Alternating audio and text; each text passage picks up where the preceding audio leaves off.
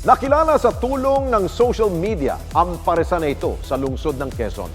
Masarap, dinarayo at syempre talaga namang nag-viral. Ngunit lingid sa kalaman ng marami. May mabigat na pinapasan ang may-ari na nasabing kainan na si Johnny Abayon dahil ang kanyang 1 milyong pisong ipon abay nauwi lamang sa wala. Paano nangyari ito? Narito, panoorin ninyo.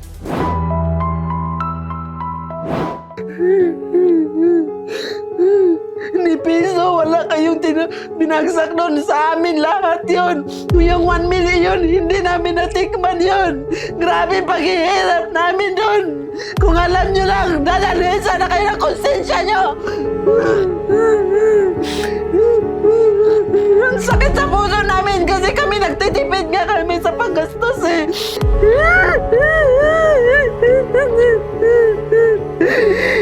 Ganito ang paghihinagpis ng isang ina matapos mapagtanto na biktima na pala sila ng isang panluloko.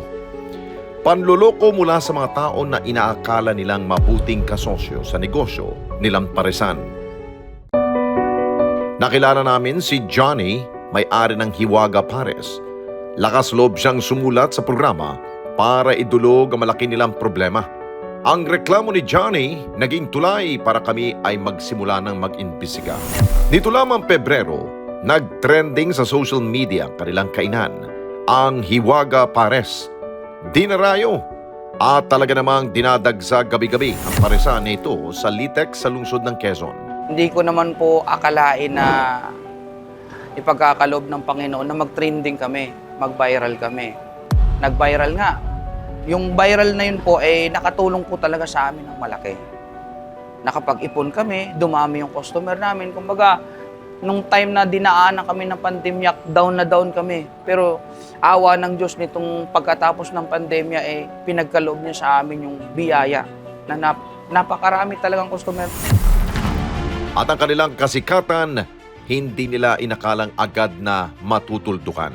Dalilang buwan lamang ang nakalipas, nagpakilala mag-asawang Roy at Betty, hindi nila mga tunay na pangalan.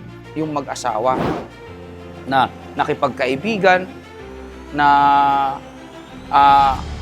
kumbaga binigyan-bigyan si Hiwaga ng mga damit, pantalon, dinadala sa ibang lugar na para makakain sila ng masasarap.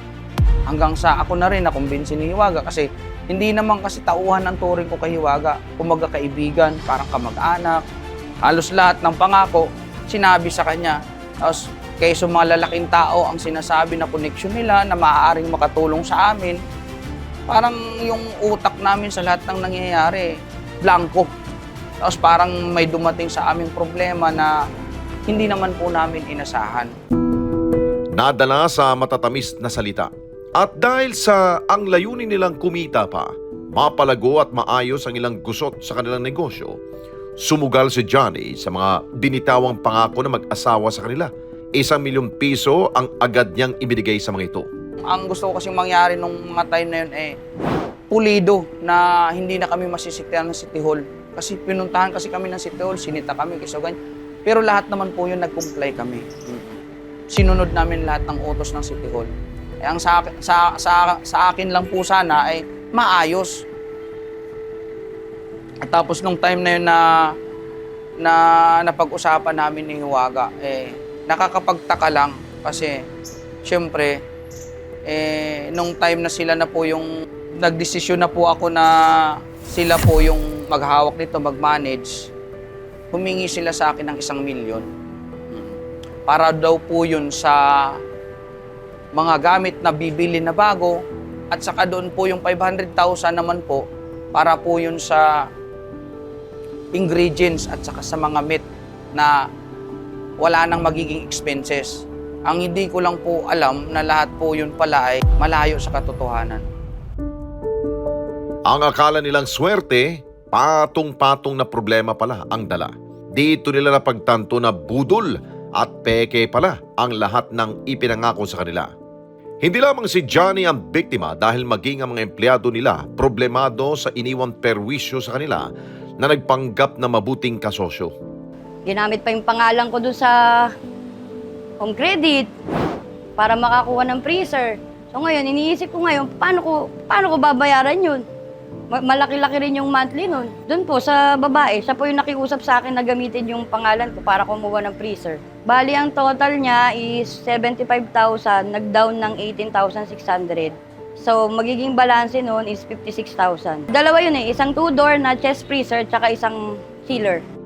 Ang problemang ito nila Johnny, kinakailangan agad na maisiwalat. Sinamahan sila ng responde team sa Batasan Police Station 6 para mai-report ang mga pangyayari. Para bigyan daan ang investigasyon, hindi muna nagbigay ng pahayag ang otoridad ukol dito. Ang hinahanap ko po kasi ngayon sa kanya, bakit una hindi po nasahuran yung mga tao? Masakit kasi yun para sa akin dahil empleyado din po ako kasi noon. Nagtatrabaho din po ako kasi siyempre alam ko din yung pangangailangan ng ganitong empleyado na makabili man lang ng 1 kilong bigas, makabili man lang ng sardinas para maipakain sa pamilya. Pero pagkakaitan ka pa, masakit para sa akin yun. Kaya dito sila nagsumbong sa akin. Tapos nung sinabi ko sa kanila, parang sila pa yung galit, kaysa daw wala akong tiwala sa pamamalakad nila. Sabi ko nga sa kanila, ma'am, wala naman po akong sinabing wala akong tiwala.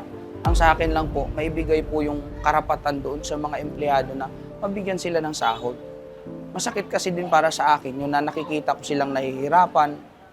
Hindi lamang pera ngunit oras at tiwala ang nasasakripisyo sa mga negosyong nauuwi sa panloloko. Ayon sa business expert na si AJ Orencia, may tamang proseso na dapat pagdaanan kung nagnanais na magtayo ng negosyo. Una kasi, dapat alam natin yung tinatawag nating business model niya, kung paano siya kumikita. Diba? Paano nagpapasok ng pera. Kasi kapag hindi clear yung business model niya, kung paano siya nag-ooperate at kung paano nagpapasok ng pera, medyo red flag yan. Hindi natin dapat pasukin yan. Kasi para lang dudulo yan na naloloko ka rin ng mga bagay-bagay. Tapos, kailangan alamin mo yung profile. Diba? It takes time for us to know yung profile ng business at saka yung tinatawag nating credibility ng mga negosyo. Halimbawa, inalok ka na magnegosyo, kailangan transparent. Kailangan alam mo kung ano-ano talaga yung mga patakaran nila, alam mo yung mga polisiya nila, alam mo kung ano yung mga produkto and serbisyo na ino-offer nila sa market.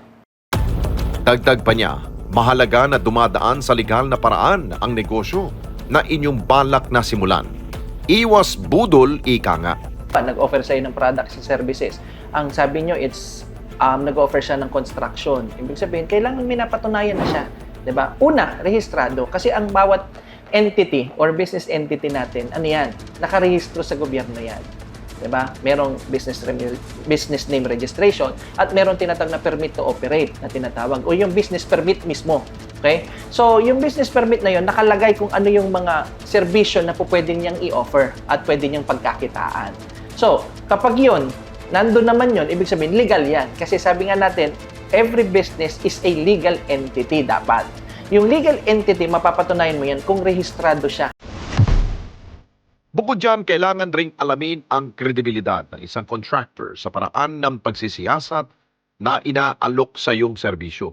Gayon din, ang pagiging transparent at kumpleto sa dokumento dahil ang isa sa mga pangunahing pundasyon sa lahat ng aspeto ay tiwala na kapag nasira, mahirap nang ibalik. Basta yung pagtatayo ng negosyo. Diba? Minsan nga, mas umuunlad pa yung mga minsan walang alam, talagang pasok lang ng pasok doon sa negosyo. Yung mga hindi nag-aral ng negosyo, pero alam nila kung paano gumawa ng produkto or serbisyo. Ang tinitingnan lang natin dito ay kung paano mo i-organize yung negosyo mo. Diba? Kailangan investigate before you invest. Ibig sabihin, kailangan alam mo kung paano, alam mo kung ano yung ginagawa mo. Hindi po pwedeng hindi mo siya alam. Kailangan master mo siya kapag magtatayo ka ng negosyo. Para mapanatag ang kalooban ni Johnny at ng kanyang asawa, minabuti natin na dalhin sila sa isang law firm sa Quezon City para magabayan sila sa usaping legal.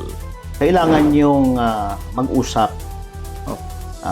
Lahat ng mga dapat yung ayusin tungkol sa pera na hinahanap mo, saan napunta, bakit hindi tumanggap ng sweldo yung mga tao mo, bakit yung stock na hindi pa nababayaran ay wala na doon sa tindahan mo. Ang lahat ng yan ay lalong maliliwanagan mo, mas maunawaan mo kung ikaw ay magkonsulta ng isang accountant. Ano? So, papasalamat po kami sa Net25 na naging kasangkapan din po kayo para yung reklamo ni Sir Johnny po ay mailahatin po sa inyo at makarating po sa amin. Salamat po at bago nyo ito pinarating sa hukuman o sa piskalya ay kumonsulta rin kayo sa abogado at mabigyan kayo ng tamang pagpapayo. Sinubukan namin na mahingi ang panig ng inirereklamo mag-asawa, ngunit hanggang sa mga oras na ito ay hindi pa sila nagbibigay ng anumang pahayag. Ang ganitong modus hindi dapat palampasin. Kailangan malantad para maging paalala sa publiko, lalo na sa mga nagbabalak pumasok sa anumang uri ng negosyo. Kailangan maging matalino at hindi padalos-dalos sa magiging desisyon para maiwasan ang pananamantala ng mga nagpapanggap na mabubuting tao, yung pala'y isang kawatan. Tinangayin nyo lang yung 1 million. Yan. Wala nga kayo.